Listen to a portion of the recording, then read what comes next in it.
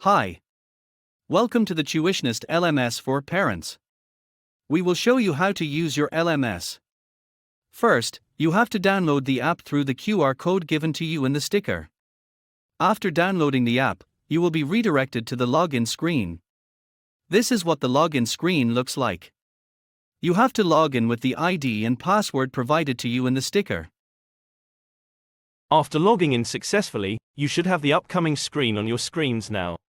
This is the upcoming screen where you can see the schedule. From here, you can see different sections here at the bottom. Attendance screen, grades screen, menu bar, and chat screen. At the top, you will see a bell icon where you can see the notifications. In this attendance screen, click on the subject you want to see the attendance of the student.